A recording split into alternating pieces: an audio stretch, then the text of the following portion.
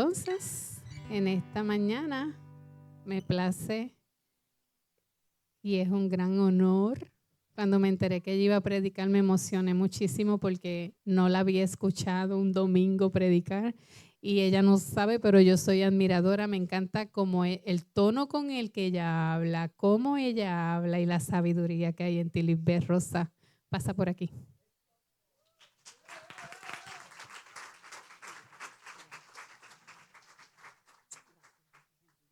Sí, me escuchan. Dios les bendiga, iglesia. Qué hermosa mañana el Señor nos ha regalado, ¿verdad? Para estar delante de su presencia. Gracias.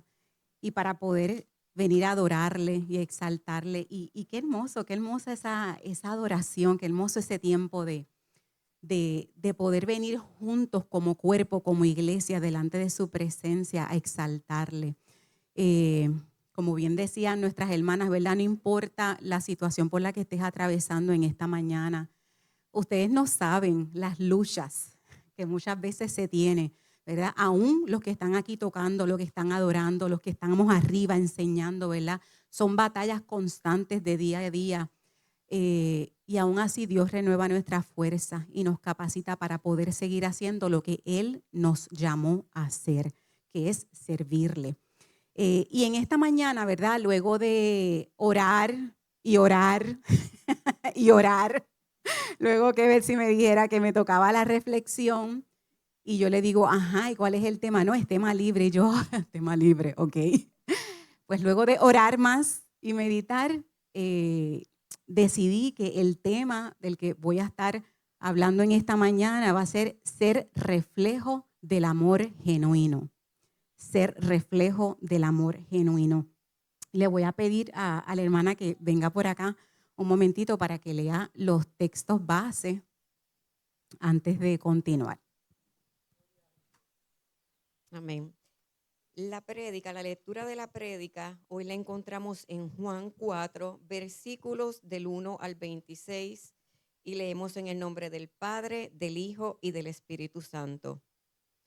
Jesús se enteró de que los fariseos sabían que él estaba ganando y bautizando más discípulos que Juan, aunque en realidad no era Jesús quien bautizaba, sino sus discípulos. Por eso se fue a Judea y volvió otra vez a Galilea. Cuando tenía que pasar por Samaria, llegó a un pueblo samaritano llamado Sicar, cerca del terreno que Jacob había dado a su hijo José. Allí estaba el pozo de Jacob. Jesús, fatigado del camino, se sentó junto al pozo. Era cerca de mediodía. En eso, una mujer de Samaria llegó a sacar agua y Jesús le dijo, dame un poco de agua. Sus discípulos se habían ido al pueblo a comprar comida. Entonces, como los judíos no se relacionaban con los samaritanos, la mujer respondió, ¿cómo se te ocurre pedirme agua si tú eres judío y yo soy samaritana?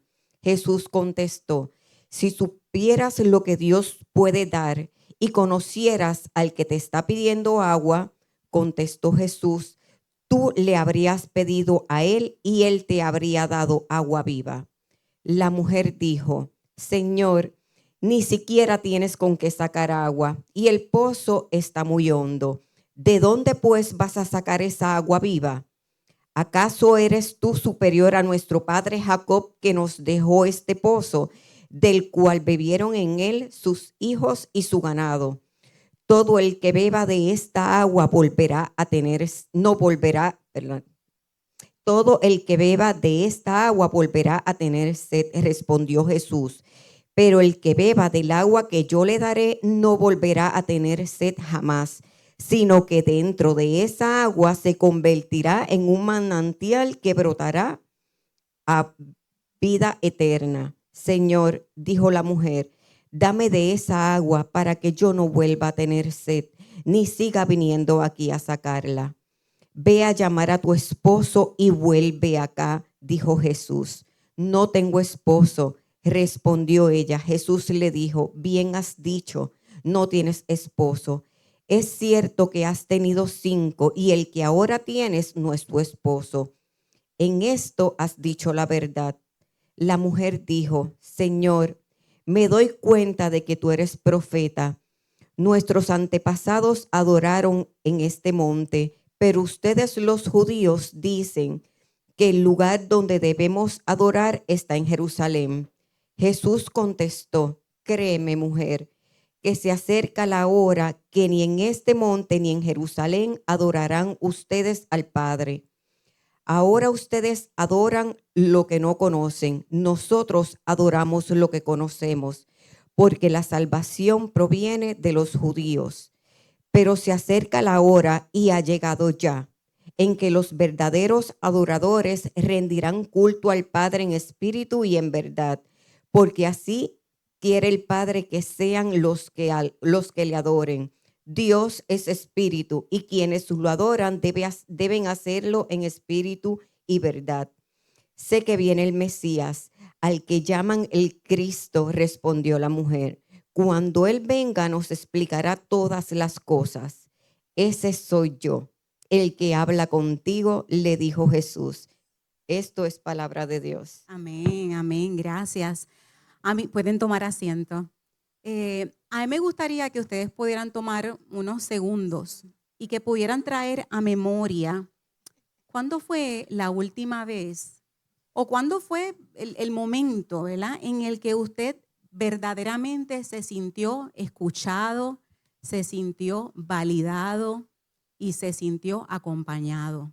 ¿Pueden hacer ese ejercicio en estos segundos, en estos minutos? Traiga memoria. ¿Dónde estaba? ¿Con quién se encontraba? ¿Verdad? ¿En qué lugar usted estaba ese momento en donde verdaderamente pudo sentirse validado y escuchado o escuchada? ¿Les vino? ¿Les vino a la mente algún momento? Sí, me dicen por aquí, sí.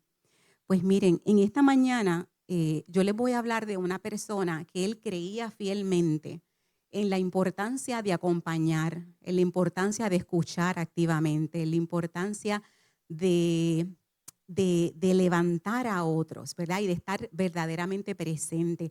Y algunos de ustedes que quizás han tomado algún curso, aunque sea básico o introductorio de psicología, quizás este nombre les sea muy familiar. Y de quien estoy hablando es de Carl Rogers. ¿Lo conocen? Algunos han escuchado por ahí algo de él, ¿verdad? Y sí, tengo que decirles que en esta mañana sí vamos a aprender un poquito acerca de psicología. Así que para darles un poquito de contexto y de trasfondo, Carl Rogers nació en 1902 y él nació en una familia cristiana, una familia bien conservadora en Chicago. Sus padres eran así, bien cristianos. Y aunque en un principio académicamente él decidió estudiar teología, más adelante él se decide por la psicología. Así que dentro de la psicología este nombre es bien sonado y es bien importante porque Carl Rogers se conoce como uno de los fundadores de lo que es la psicología humanista. Y no tan solo eso, sino que él fue uno de los, fue el creador de lo que también se conoce como la terapia centrada en la persona. Y en arroz y habichuela, ¿qué significa todo esto? Esto lo que significa es que él creía que cualquier persona tenía la capacidad de poder crecer, de poder desarrollarse, de poder sanar, siempre y cuando se le diera un ambiente psicológico adecuado, un ambiente psicológico correcto, ¿verdad? Pero para que se diera ese ambiente psicológico adecuado y que esta persona pudiera crecer y pudiera desarrollarse y pudiera sanar, él decía que el terapeuta tenía que tener 3 condiciones específicas, ¿verdad? Y están aquí, las vamos a ver y voy a ir una a una hablándole de ella y explicando, ¿verdad? La primera de ellas lo es la aceptación incondicional positiva, ¿verdad? Esos eran los principios de su terapia centrada en la persona. Ese terapeuta tiene que tener esa aceptación incondicional positiva. La segunda es empatía genuina, empatía genuina. Y la tercera es congruencia o autenticidad, de ser auténtico, ¿verdad? Así que yo en esta mañana quiero traerles diferentes relatos de la Biblia, porque yo quiero que ustedes entiendan, ¿verdad?, que todas estas condiciones de las que hablaba Carl Rogers, mucho antes de que él las presentara y mucho antes de que él las hablara, había uno que no tan solo las había hablado y las había enseñado, sino que las había modelado. Y ese uno es el terapeuta de los terapeutas, el terapeuta mayor, y es Jesús, ¿verdad? Así que mucho antes que Rogers estaba Jesús, y de eso es de lo que vengo a hablar en esta mañana, y cómo a través de diferentes relatos de la Biblia nosotros vemos en acción cada uno de esos principios que ustedes están viendo en las pantallas. Así que vamos a comenzar por el primero. Aceptación incondicional positiva. ¿Qué es eso? ¿Qué significa eso? Cuando ustedes escuchan ese término, ¿qué viene a su mente? ¿Qué viene a su mente? ¿Qué ustedes piensan? Jim Jordan, te puse ahí en el spot. Y ahora saqué a pasear la profesora que hay en mí. ¿Qué viene a tu mente cuando escuchas aceptación incondicional positiva? ¿Puedes pensar en algo?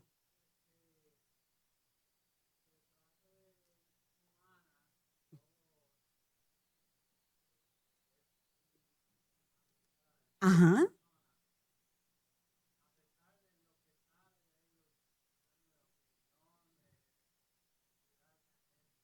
Exactamente, es esta aceptación, independientemente de quién tú eres, de lo que tú puedas creer, lo que has hecho, ¿verdad?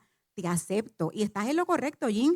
La definición es esta actitud de valorar, respetar, que es lo que por el punto por donde iba, y aceptar al otro sin juicios y sin condiciones, ¿verdad? Esa es la definición de lo que es aceptación incondicional positiva. Así que esto lo que implica es que yo puedo separar a la persona del error que ha cometido, ¿verdad? Hay una separación entre la persona y las acciones que esa persona ha llevado a cabo.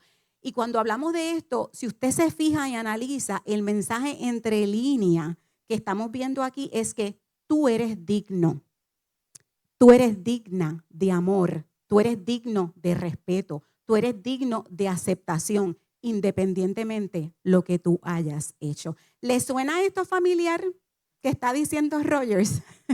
Podemos traer a memoria también, ¿verdad? Otras historias bíblicas donde vemos esto reflejado. La respuesta es sí, ¿verdad? Así que si nos vamos a ver algunas instancias bíblicas, algunos eventos bíblicos en donde vemos en acción este principio, podríamos mencionar un montón y yo podría estar aquí todo el día entero, ¿verdad? Pero yo escogí unos en particular y uno de ellos se encuentra en Juan 8, del 1 al 11. Ahí está el texto para los que escriben, lo puedan anotar y luego lo lean con calma. Y este es el relato de Jesús con la mujer adúltera. Y fíjense en que en este encuentro que él tiene con ella, ¿verdad? Con esta mujer que fue encontrada en pecado, que estaban ya listos para apedrearla, para acabar con su vida por los errores que había cometido, Jesús, él sabía lo que estaba pasando aquí y él en ningún momento aprobó lo que ella estaba haciendo. Sin embargo, no la condenó en ese momento, sino que le ofreció una gracia. Y es esa gracia que transforma, es esa gracia que cambia, es esa gracia que renueva. Y eso es aceptación incondicional positiva. Ahí vemos el primer ejemplo, ¿verdad? Y aceptar no es, como bien les dije ahorita, aprobar el error de la persona, sino ofrecer un espacio seguro donde el cambio sea posible. Y vuelvo y lo repito, es ofrecer un espacio, ¿qué dije? Seguro, donde ese cambio pueda ser posible. Durante el lockdown, ¿se acuerdan del lockdown? Uy, cómo olvidar, ¿verdad? Yo recuerdo que estábamos encerrados en un apartamento pequeñito, no teníamos mucho que hacer. Así que yo comencé a buscar cursos de educación continua, a leer. Los que no me conocen, yo soy psicóloga escolar de profesión, trabajo con niños y con adolescentes, ¿verdad? Llevo ya más de 18 años. Y en el lockdown yo dije, yo creo que esta es una buena oportunidad para poder aprender quizás otros modelos, otras estrategias para trabajar con los niños, con los jóvenes, con sus familias y demás. Así que comencé a buscar cursos, talleres virtuales y me topé con unos que se llamaban terapia de juego centrada en el niño y me llamó mucho la atención. Así que empecé a tomarlos, a leer, a educarme y yo quedé fascinada, pero fascinada con ese modelo. Y lo que enseñaban es que cuando uno está trabajando con los niños, no necesariamente uno tiene que ser tan directivo con ellos. ¿Y por qué tú te sientes de esa manera? ¿Y por qué tú hiciste esto otro? Y tarararara, ¿y cómo te sentiste en este momento, verdad? Sino que uno podía tener un approach no directivo, ¿verdad? Y podía utilizar el juego como una forma de comunicación con ellos y como una forma de sanar, porque en este contexto y en este modelo terapéutico, el juego, los juguetes se convierten en las palabras de los niños, porque el juego es la forma natural que ellos utilizan para comunicarse y los maestros que estamos allá arriba lo sabemos muy bien, ¿verdad? Así que para mí fue bien fascinante. Y yo decía, yo me quiero certificar, pero yo no quiero irme fuera de Puerto Rico y menos en medio de una pandemia. Y descubrí que en Puerto Rico estaban certificando en esa área la doctora Sasha Martínez, que la saludo si me escucha, una mujer maravillosa, y logré en medio de una pandemia, sin salir de mi país, poder certificarme en esta área. Y luego que descubrí que estos principios que yo les mencioné, ¿verdad? Los toma esta mujer que se llama Virginia Axline y lo que hace es que los modifica. Aceptación incondicional, empatía, congruencia, los modifica para poder llevar a cabo una terapia adaptada a los niños, ¿verdad? Y ha sido maravilloso. Yo digo que yo como terapeuta he sido transformada, ¿verdad? Con esta nueva postura, Y una de las cosas que nos enseña, una de las primeras cosas que nos enseñó la doctora Martínez cuando estábamos en esa certificación era la importancia de crear ese espacio seguro. Y una de las primeras cosas que le digo a los niños cuando entran a la oficina o a la sala de juego es: tú estás entrando a un lugar seguro en donde tú puedes ser tú y en donde tú puedes expresar y manifestar lo que verdaderamente tú piensas, tú sientes. Qué hermoso, ¿verdad? Poder entrar a un escenario como este. Pues así posiblemente se sentían estas personas que tuvieron este encuentro con Jesús. Entraban a un espacio seguro donde podían ser transformados, donde podían ser cambiados por la gracia, por el acompañamiento, por esa aceptación incondicional. El segundo relato de la Biblia que encontré se encuentra en Juan 4, del 1 al 26, y es el que leyó aquí la hermana de Betsy, nuestra hermana, ¿verdad? El relato de la mujer samaritana, y que yo sé que hemos escuchado hasta la saciedad de este relato, ¿no? Este encuentro. Y fíjense en que en medio del mismo Jesús rompe con prejuicios sociales, él rompe con prejuicios religiosos. O sea, en esa época un hombre no podía ser visto allí con una mujer, y menos si era samaritano. Ustedes ya conocen bien esa historia, ¿verdad? Y aún así, él decide romper con todo eso para mostrarle qué a esta mujer, para mostrarle una aceptación incondicional. Y en ese proceso de aceptación es que entonces inicia y comienza la restauración de esta mujer. Es precisamente dentro del contexto de aceptarla. Qué hermoso y qué maravilloso es esto, ¿verdad? Traigo a mi memoria un viaje misionero en el que, yo no sé si tú estuviste en ese viaje, Jonathan, a Perú. Eso fue como en el 2010, 2011 aproximadamente. Y recuerdo que en ese momento la encomienda era trabajar con los niños de la calle. Para ese entonces en Perú había muchos, cientos de niños que vivían en la calle. Y muchos de ellos dormían debajo de los puentes. Así que parte de nuestro trabajo era hacer alianzas con otros ministerios que trabajan allá de forma interna para poder ir y llevarles comida, para poder compartir la palabra del Señor con estos niños, pero también para ofrecerles un lugar seguro donde ellos pudieran, ¿verdad?, movilizarse. Y me acuerdo que en ese viaje fue con nosotros mi amiga Maribelis, mi mejor amiga Maribelis, y era verano, pero allá es invierno en Perú. Hacía un frío brutal y ella es bien friolenta, así que ella estaba con todo su coat, así bien mullido, bien largo, que le llegaba hasta las rodillas, un abrigo blanco. Y yo recuerdo todavía como uno de estos niños se le acercó a ella, la miró y le dijo: pero ¿cómo tú así tan bonita, con ese abrigo tan limpio, tan bonito, entras a este lugar tan sucio para abrazarme, para abrazarnos? ¿Tú no ves que estamos sucios? Te vamos a manchar el abrigo. Y a ella, evidentemente, no le importó. ¿Y qué hizo? Los abrazó una y otra vez, una y otra vez. Y eso es un ejemplo de esa aceptación incondicional positiva, ¿verdad? El segundo principio que trae Carl Rogers dentro de la terapia centrada en la persona es la empatía genuina. ¿Cuántos aquí saben lo que es la empatía? Amén, amén, ¿verdad? Pero empatía no es amabilidad, empatía no es simpatía, es mucho más profundo, es mucho más allá, ¿verdad? Es esa capacidad de ponernos en el lugar del otro, ¿verdad? Por eso decimos, es cuando yo me pongo en los zapatos de mi hermano, cuando yo me pongo en los zapatos de mi hermana, cuando está pasando por una situación difícil, ¿verdad? Es yo poder no tan solo comprender lo que está viviendo, ¿verdad? Sino yo tener la capacidad de sentir como esa persona está sintiendo en ese momento, ¿verdad? De yo comprender el mundo interior de esa persona que yo tengo a mi lado. Y no tan solo yo tener una comprensión de su mundo, es yo poder comunicárselo, es yo poder dejarle saber, ¿sabes qué? Te entiendo, te comprendo, comprendo tu dolor, siento tu dolor, lloro contigo, oro contigo. Esa es la empatía genuina, ¿verdad? No es ser simpático, no es ser amable, como bien dije, implica sentir. Y esto no es fácil.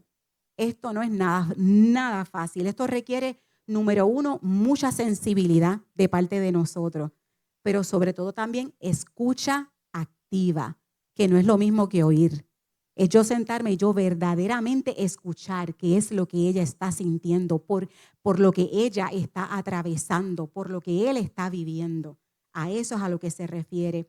Y igualmente, cuando nos vamos a la Biblia, ¿verdad? Y analizamos, hay muchos pasajes, muchas historias que nos hablan de esa empatía genuina. Y una de ellas está en Juan 11, 33 al 36. Y es cuando Jesús llora frente a la tumba de Lázaro. Y a mí me fascina, me encanta esta historia en particular porque Jesús comparte el dolor humano antes de hacer el milagro, ¿verdad? Y yo creo que hay una enseñanza bien importante en esta palabra.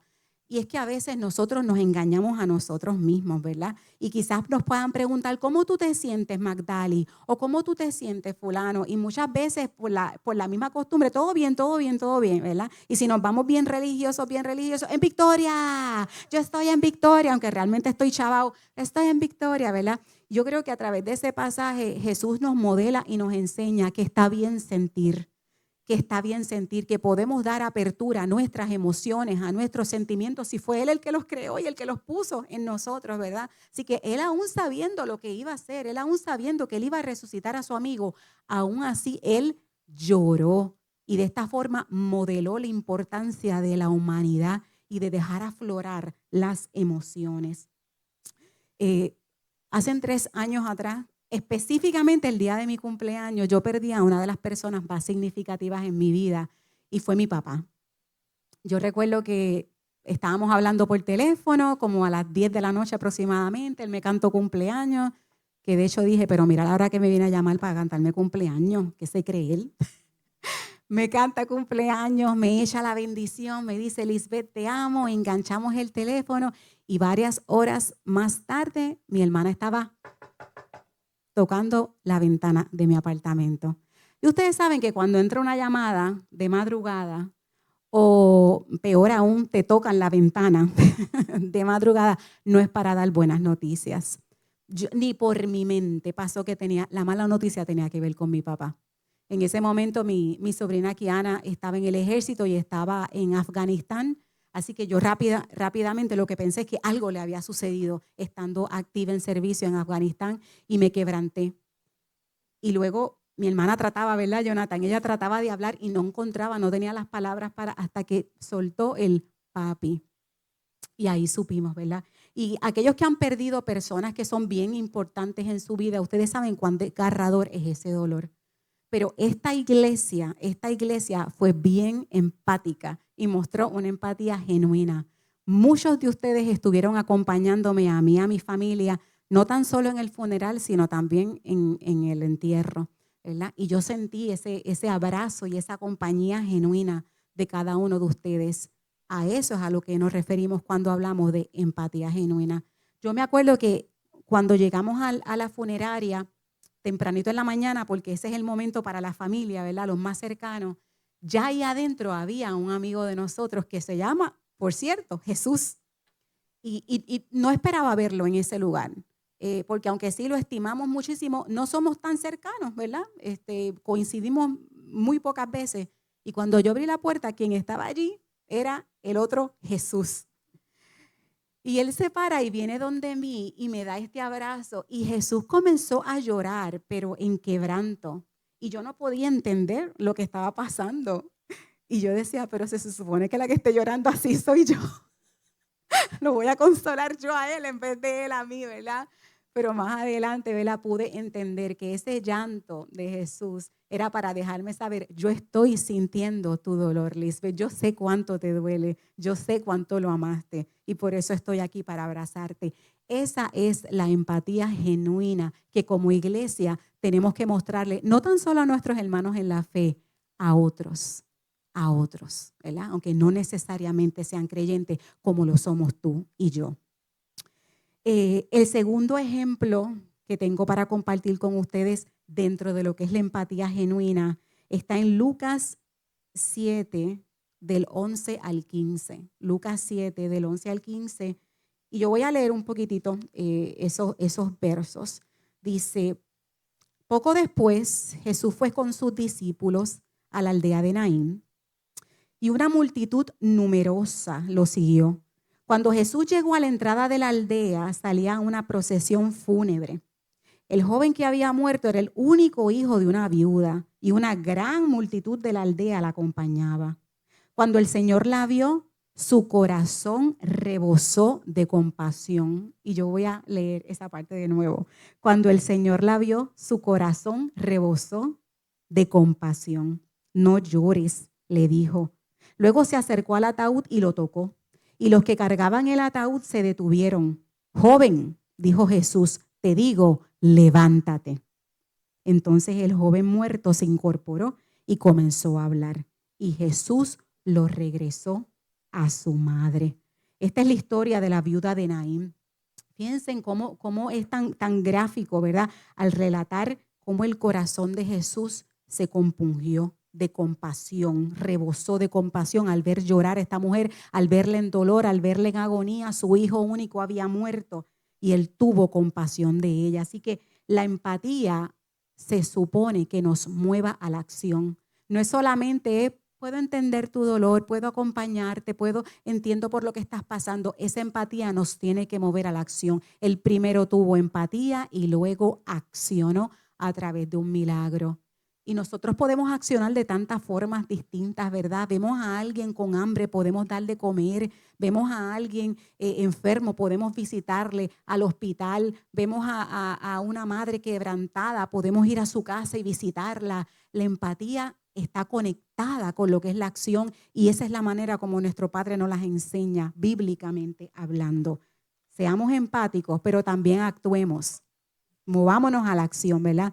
Así que es importante que podamos escuchar a las personas desde su historia, que podemos escuchar a las personas desde su dolor, que quizás no es el mismo mío, ¿verdad? Antes de ofrecer consejos o antes de ofrecer correcciones.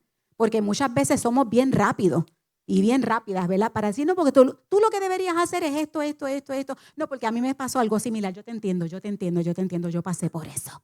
Y yo lo que hice fue pero quizás en ese momento no es lo que la persona necesita. Quizás lo que necesita simplemente era el abrazo que Jesús me dio cuando yo llegué a ver a mi padre en aquella caja. Quizás eso es lo que necesita, o que simplemente le sostengas de la mano, o que simplemente te sientes a su lado y le digas, ¿sabes qué? Vamos a orar juntos. No tienes fuerza, no tienes que tenerla. Hoy yo me hago fuerte por ti. Amén.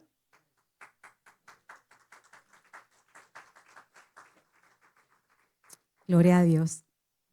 El tercer y último relato bíblico que tengo para mostrar cómo se muestra en la Biblia, cómo nos muestra Jesús esa empatía genuina, se encuentra en Juan 3, del 1 al 21.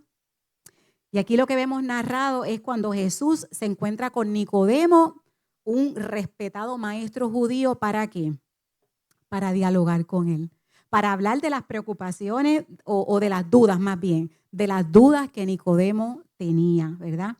Y Jesús fue sumamente comprensivo al sentarse con él a dialogar, a escuchar lo que Nicodemo tenía que decir y a aclarar las dudas espirituales que él planteó, ¿verdad? Y este punto es bien, para mí es bien fuerte porque nosotros estamos viviendo actualmente una época difícil, bien difícil a nivel mundial, en donde si nos enfrentamos a una persona que piensa diferente a lo que yo pienso, ahí automáticamente hay ataques, y estamos sumergidos en la cultura de la cancelación. Tú no piensas igual que yo, te cancelo, ¡pum!, bloqueado. Tú no crees lo mismo que yo creo, bloqueado. Y muchas veces los cristianos caemos en esto también y tenemos que ser bien cuidadosos. Y vuelvo y digo, no es aceptar el error del otro, no es alabarlo, pero no podemos irnos a este extremo de porque tú no pienses igual que yo, no tienes apertura en mi mundo, porque este no fue el modelo que Jesús nos dio de lo que es la empatía genuina. Así que tenemos que tener mucha precaución con eso. Y lo vemos en las redes sociales. Ahora mismo abrimos las redes sociales y está lleno, ¿verdad? Lleno de comentarios, muchas veces marcados por el prejuicio, por el odio, ¿verdad? Porque lo que yo sé es lo correcto, porque lo que yo tengo es lo correcto, y ni siquiera le damos oportunidad a la otra persona de sentarse y hablarnos de sus dudas, de sus inquietudes y de escuchar, ¿verdad? ¿Cuántas veces Pastor Benji ha dicho aquí que se ha sentado con ateos, que se ha sentado con personas que piensan totalmente diferente a él? Y por eso no los vamos a negar, todo lo contrario, ¿verdad? Volvemos, ese espacio seguro en donde podemos dialogar, en donde podemos amar. Amén.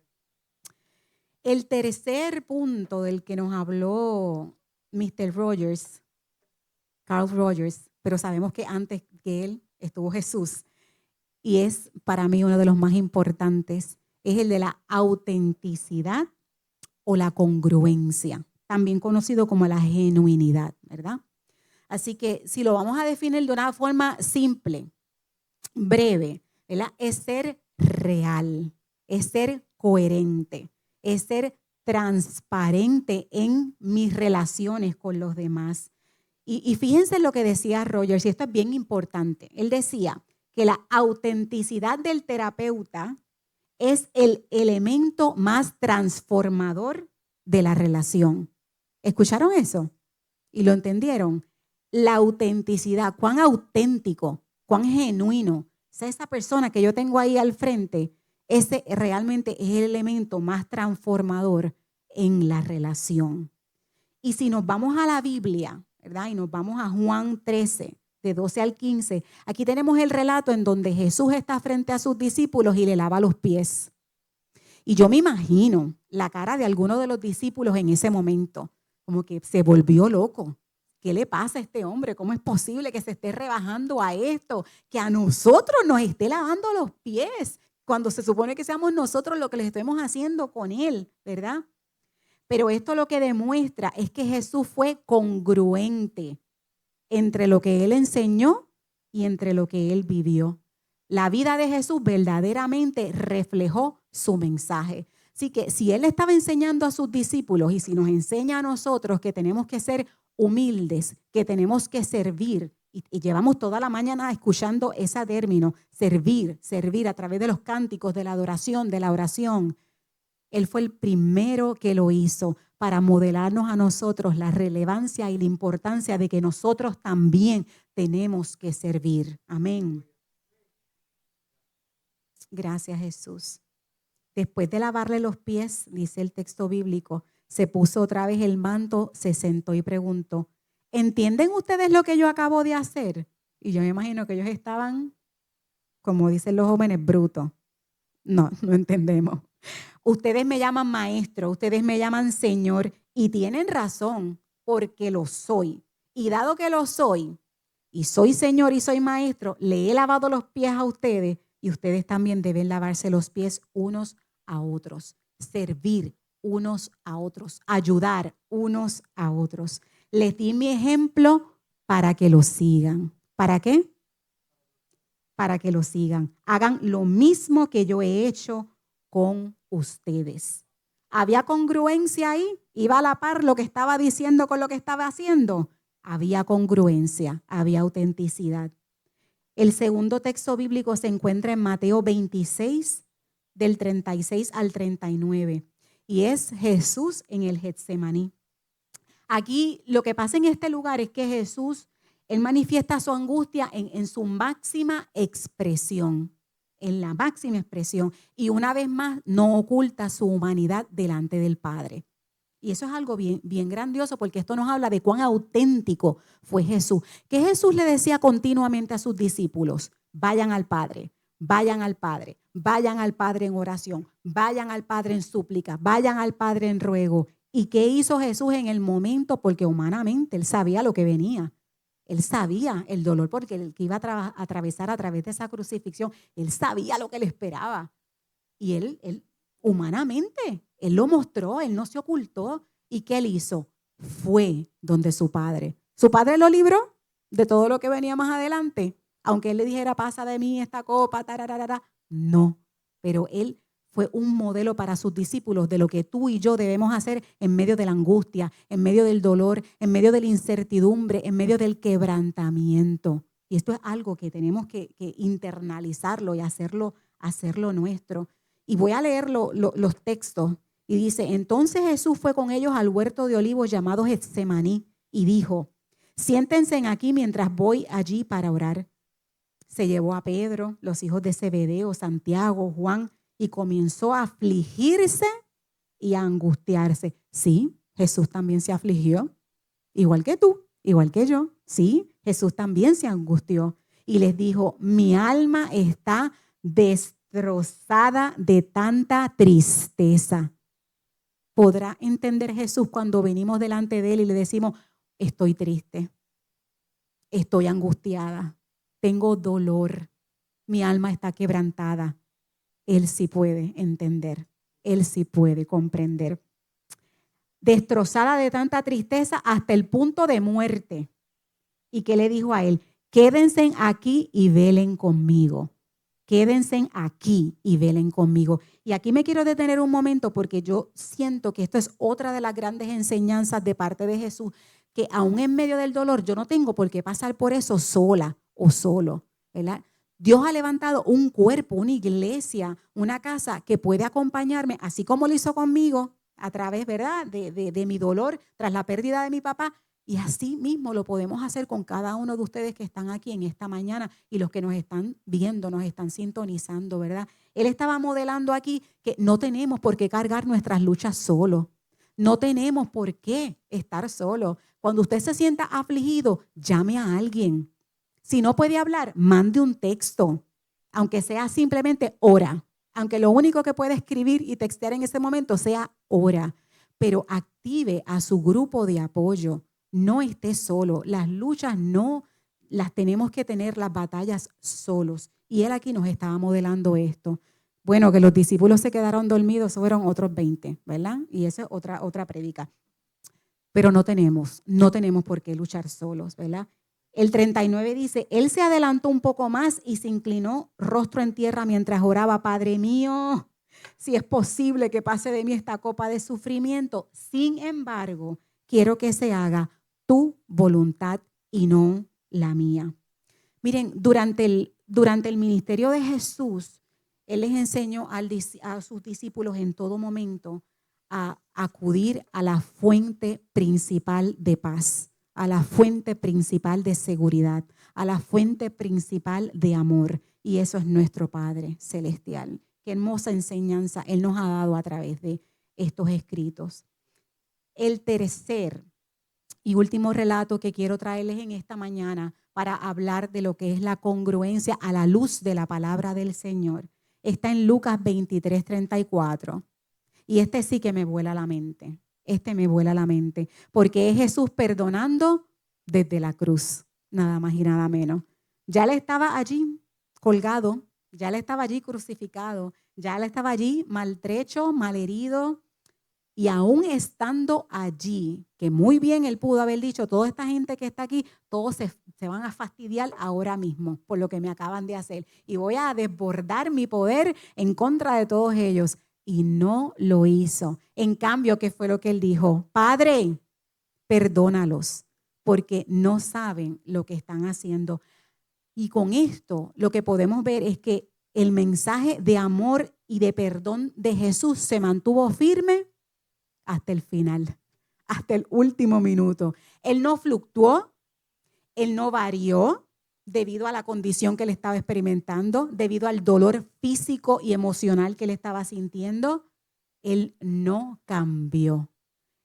Sus acciones siguieron siendo paralelas y siguieron siendo congruentes con lo que él había predicado desde el día número 1 acerca del amor y acerca del perdón. ¿Que nos cuesta perdonar a aquellos que nos ofenden? Cuesta. ¿Que es difícil mirar con amor a algunas personas que tenemos a nuestro alrededor, máximo cuando intencionalmente nos han hecho daño? Cuesta. Pero si el Padre lo hizo, nosotros también podemos hacerlo, porque no estamos solos en este proceso. En el liderazgo y en la fe, escuchen bien, la autenticidad inspira más que la apariencia de la perfección. Lo voy a repetir. La autenticidad, el ser auténtico, el ser tú, inspira más que la apariencia de la perfección. Como les decía ahorita, vivimos en un mundo difícil, ¿verdad? En un mundo donde cada vez la autenticidad brilla por su ausencia. Abrimos las redes y lo que estamos consumiendo todo el tiempo son supuestas vidas perfectas. ¿De quiénes? De los influencers con los millones de likes, de los líderes, de las familias. Todo lo que tú ves en las redes son familias perfectas. Y dices, wow, esta gente no tiene problema, qué hermoso, qué maravilloso, yo quiero tener esto, ¿verdad? Incluso de pastores, de líderes. Y uno dice, wow, qué brutal, ¿verdad? Pero realmente lo que estamos viendo ahí es una falta, en muchos casos, no voy a decir en todo, una falta de autenticidad. La congruencia o la autenticidad de Jesús fue su mayor testimonio. Ese fue el testimonio más grande de él, su autenticidad. Él vivió, pero él también accionó todo lo que él predicó desde el principio. Y así tenemos que ser nosotros también, auténticos, ¿verdad?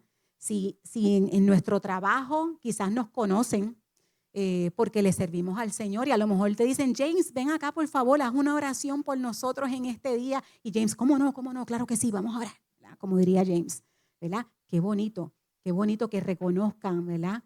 La presencia de Dios en la vida de James, en la vida de muchos de nosotros, pero que esa misma presencia no tan solo esté en el trabajo, sino que esté en todas las áreas y en todos los escenarios donde nosotros nos desenvolvemos, principalmente en nuestra casa, ¿verdad?